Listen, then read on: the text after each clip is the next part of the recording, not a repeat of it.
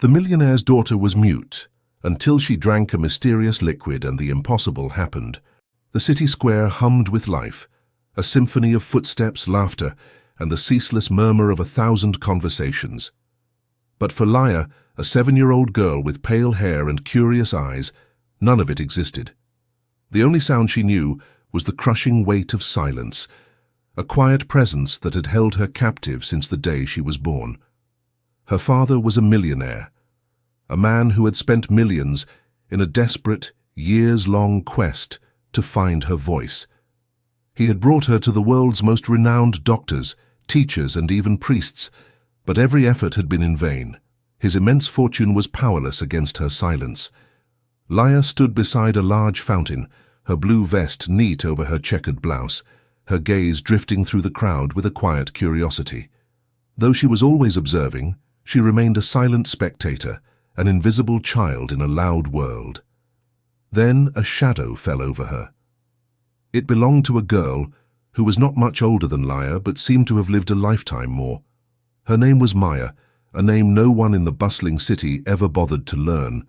To them she was simply another stain on the pavement, a dirty girl with tangled braids tied by a faded pink string. Her skin was smeared with dirt, her shirt was a clinging grey mess, and her hands were rough from a life of begging and scavenging. Maya stopped a few feet away, clutching a battered plastic bottle to her chest. The liquid inside was unsettling, murky, pale brown, and filled with tiny, floating specks. It was clearly not water, and definitely not juice. Despite its strange appearance, Maya's eyes locked onto Laya. "You're thirsty, aren't you?" she asked. Laya blinked, her throat aching and as dry as dust. She swallowed hard, but no sound came out. Maya stepped closer, her voice dropping to a low whisper. "I saw you," she said. "You keep touching your throat like it hurts. I know that look, I've seen it before." With both hands, she extended the strange bottle toward Laya. "Drink this. Just a little. It might help." Laya froze, her father's strict warnings echoing in her mind. Don't take anything from strangers, especially not from the streets. But she couldn't look away from the bottle. Maya pushed it closer, her tone growing sharper, almost desperate. "Don't look at me like I'm crazy. I know what this is," she insisted. "My grandma, before she died, she made it for me. She said it had power." It was the only thing she had left after her grandmother was gone, a final, precious gift. Laya's small hands twitched at her sides, and her lips parted, but no sound could escape. Maya's eyes narrowed in understanding. "You can't talk, can you?" she whispered. "That's why you stare but never answer. You're trapped just like me. They don't hear you either." Her words were like stones, hitting Laya with a profound and painful truth. Laya's chest rose and fell quickly, as if Maya had just read her most private secret aloud. Maya shoved the bottle forward again. "Then drink," she urged. "What do you have to lose?"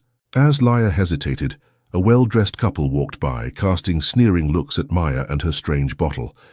"Disgusting. Feeding her garbage," the man muttered. The woman tugged his arm, pulling him away without a second glance.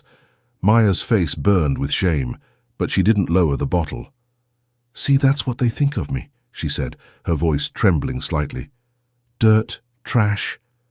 But this," she shook the bottle lightly, "this is all I have, and I swear it's not poison. It's what kept me alive when I had nothing." Laya looked into Maya's eyes. They were not the lying eyes of a stranger. They were raw, desperate, and filled with a plea for trust. With trembling fingers, Laya reached out and wrapped her small pale hand around the sticky plastic bottle. Maya guided the bottle to Laya's lips. "Small sip," Maya warned, her voice firm. "Don't be greedy. Just let it touch your throat." Laya tilted the bottle, and the murky liquid touched her tongue. It was a strange, earthy and bitter taste, unlike anything she had ever experienced. Laya gagged and coughed, her eyes watering. "Slow," Maya cried, snatching the bottle back. "Don't spit it out. Let it sit. That's how it works." Laya coughed again, clutching her throat, but she didn't spit the liquid out. She swallowed, and her eyes widened in surprise. A warm, tingling sensation spread down her throat, unfamiliar and new. Maya's face softened with a flicker of hope. "Good, that's it. You'll see," she said. "Maybe it'll do for you what it did for me." Laya frowned, tilting her head in question. "I was sick once," Maya explained quickly, her voice trembling. "Couldn't even breathe right. Grandma made this and forced me to drink it. The next morning I was fine. Doctors had given up, but she knew. She called it a gift." Laya clutched the bottle tighter. For the first time in her life, something stirred in her throat, a pressure trying to escape. She gasped.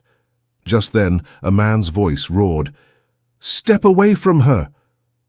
Laya's father, his polished shoes pounding against the stone, rushed toward them, his fists clenched and his face red with fury and fear.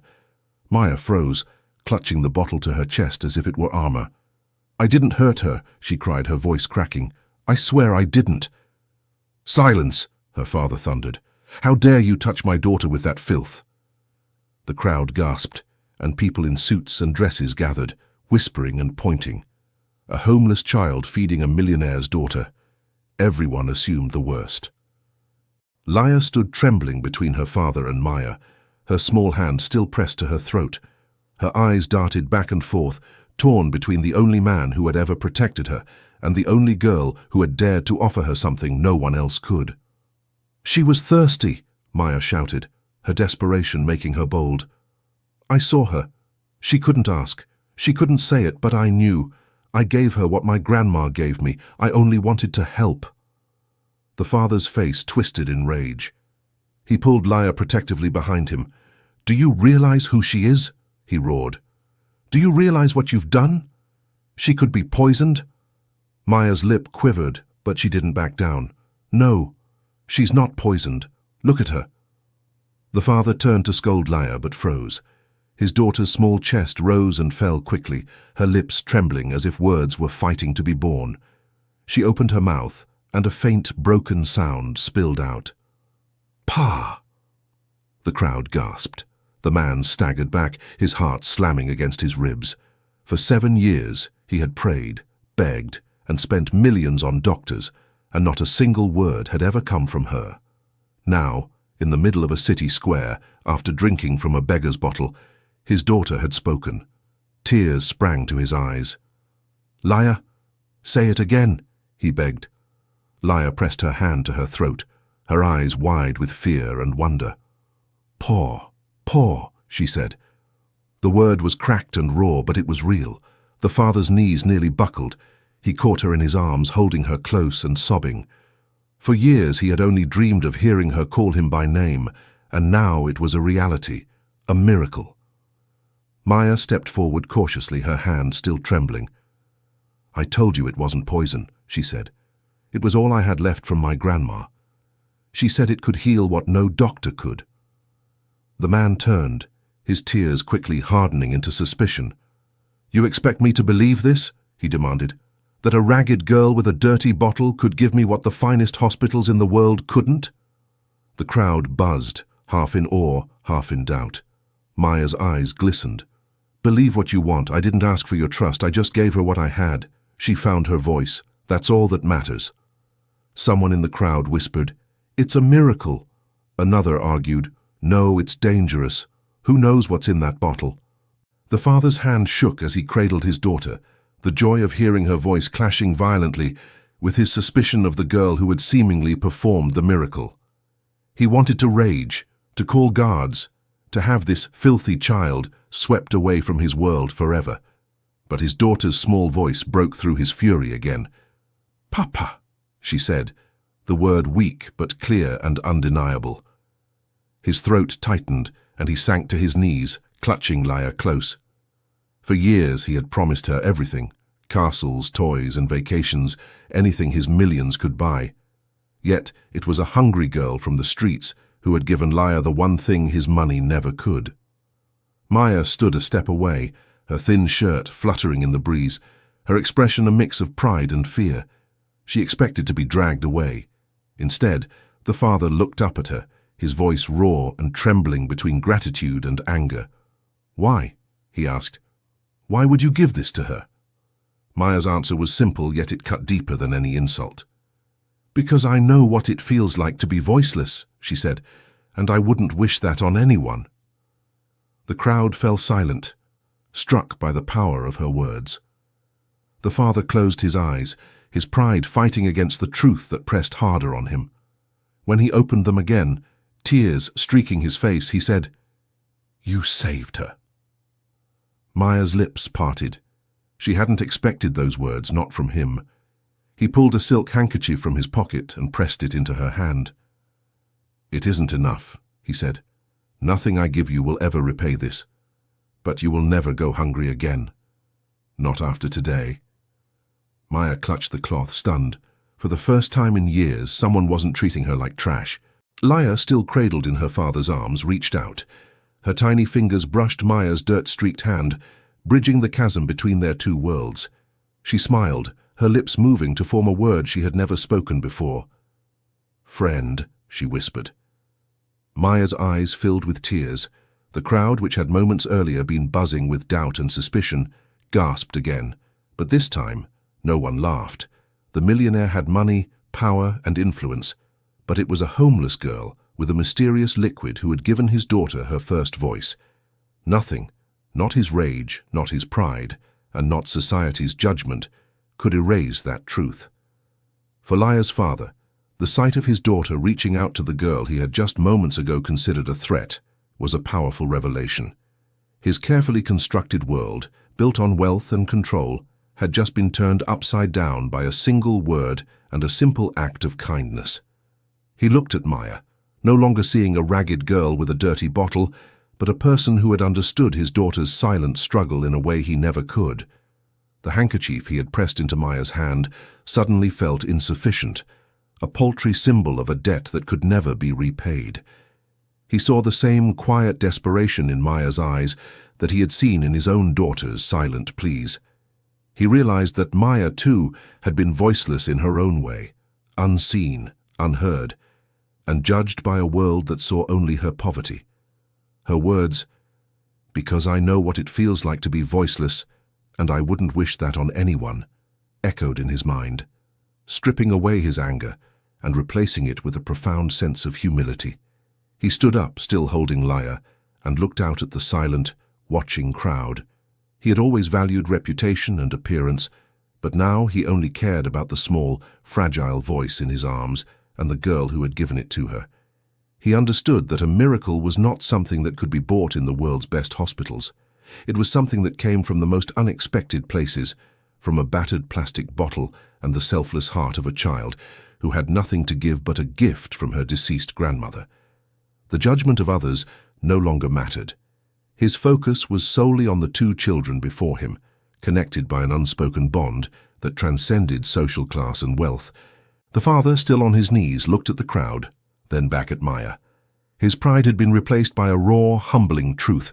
He had spent years trying to buy his daughter's voice, pouring his fortune into treatments and experts, only to have it given to her by a girl who owned nothing but the ragged clothes on her back and a plastic bottle with a gift from her deceased grandmother.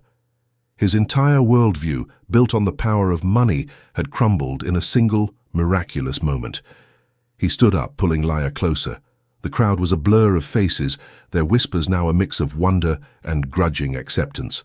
The truth of the scene was undeniable. Laya had spoken. The father's eyes met Maya's. He saw her, not as a beggar or a stain on the pavement, but as a selfless child who had offered what was most precious to her. He held out his hand, not with a check or a promise of wealth, but in a simple gesture of gratitude and friendship. Maya, stunned by the millionaire's transformed demeanor, tentatively took his hand. It was a silent agreement, a promise that went beyond money. He had seen her truth, and she had seen his vulnerability. This was the miracle, not just Laya's voice, but the bridge built between their two worlds. As the crowd slowly dispersed, Laya's father remained, holding both his daughter and Maya's hand. He had learned that day that the greatest gifts are not bought with money, but are given with an open heart. He would never again see the world in the same way, nor would he ever again dismiss the voiceless. Maya, with her dirty clothes and newfound friend, had shown him that a true miracle is not just a change in circumstance, but a change in the heart. The world may have seen a millionaire and a beggar, but what truly happened was a father found his daughter's voice, and in the process found his own humanity. If you enjoyed this story, don't forget to give it a thumbs up and hit that subscribe button for more emotional, dramatic, and unexpected tales. And let us know in the comments, where in the world are you watching from? We love hearing from all of you. Until next time, stay kind, stay curious, and keep watching.